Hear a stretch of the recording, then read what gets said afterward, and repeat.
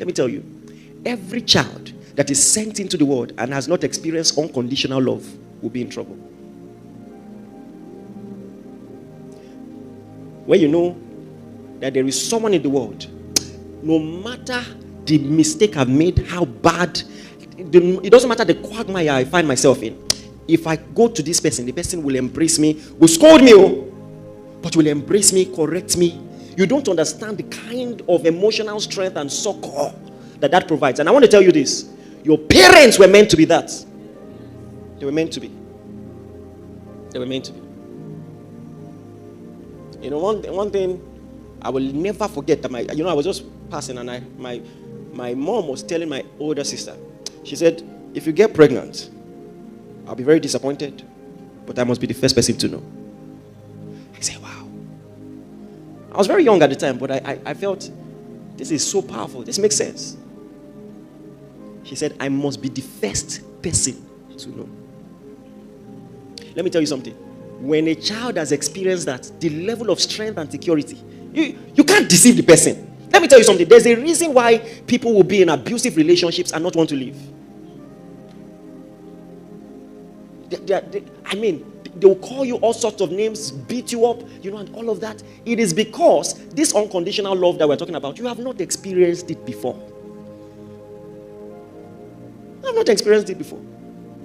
Let me tell you this.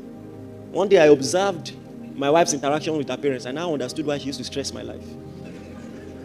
I'm telling you. Because I think in a space of 1 hour, her dad had pecked down the forehead twice. That's why. You know me, I can't lose guard now. I just pretended I was going to the kitchen as if it was spontaneous. I walked there, I pecked my own too. What was that? Cannot come on. Do you understand? And so when she's making demands, it's because, do you understand, where I'm coming from. Let me tell you something. If you have secure attachments, you have boundaries. And there is a level of accountability you will demand from your partner. That, no, I won't take this. This is minimum expectation. Are you getting what I'm saying? And if you don't have that, you must build it. I don't think it's too early to tell you. The good news about all of this is that if you have a dysfunctional attachment, you can rebuild it. Are you listening to me? It has been proven scientifically that our brain can regrow some cells and learn new ways to do things. We can learn new ways to do things. You can outgrow hurt. You can outgrow trauma. Yes, you can. Amen, somebody. And so people who have secure attachments, they mimic that security in their romantic relationships. They mimic it.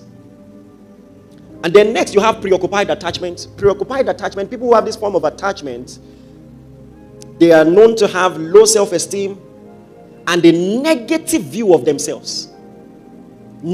Oh my God, I wish I could dwell on this. Let me tell you something. One of the most interesting things I've discovered. Are you listening to me? We were taught in science that lightning does not strike at the same place twice. But what is the scientific or mathematical probability of a lady being raped twice or 3 times? I met a lady once who told me she had been raped 3 times in one lifetime. And I want to tell you this with fear and trembling, that there are things I have no mercy for. If you touch someone, no sentiment, whether you're a pastor or whoever, do you understand? You touch someone,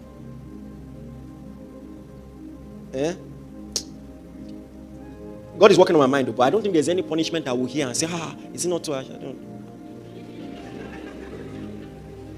If I read the news, they castrated him. Okay. I'm like, fair enough.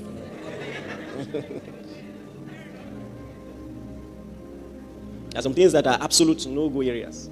There are some things you do. I don't feel imprisonment is enough. They should do it to you too. But I'm born again. It's my own renewed mind that is, it's just natural opinion.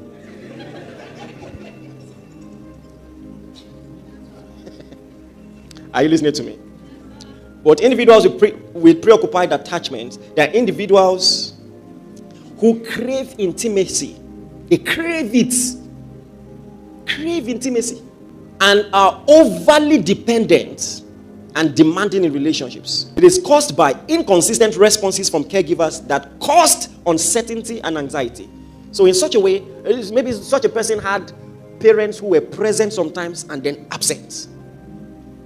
And so it developed a form of anxiety. I don't know if they will show up for me or not.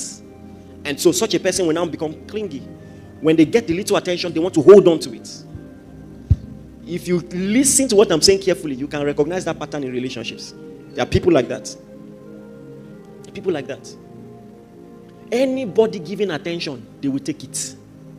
The person is abusing them, they will take it. And it seems like they don't really have, they don't have boundaries. And that's why, if care is not taken, such a person can have lightning strike in the same place more than once.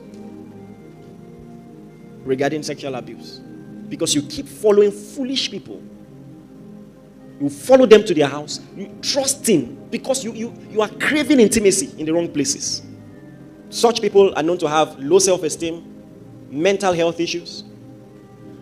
And they are also likely to always feel, everybody does not like me.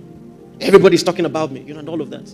Next I want to talk about is dismissive attachment or avoidant attachment. So whilst preoccupied attachment is overly dependent, dismissive attachment is overly independent. The parents, either both of them or one of them, was not as present as they should. And so the child learns, nobody's going to give you emotional support. Toughen up. Those are the kind of children that in their house, even as children, they couldn't cry. They couldn't express emotions that children can. They are always shutting you up. Hey, shut up. Toughen up. Why are you so soft? You're telling a child, why are you so soft? Why are you asking a child why they are so soft? Suppressing their emotions. When you suppress the emotions, you develop a beast. So the person becomes self-sufficient, often to a point of appearing detached. They become detached. They value independence and may seem uninterested in close relationships. Here are some other things to watch out for. Such people avoid eye contact. Avoid eye contact. Now everybody's looking at me in the eye to prove that they're not funny. And they are hyper fixated on personal goals, suppressing emotions, and they struggle when it comes to handling conflicts.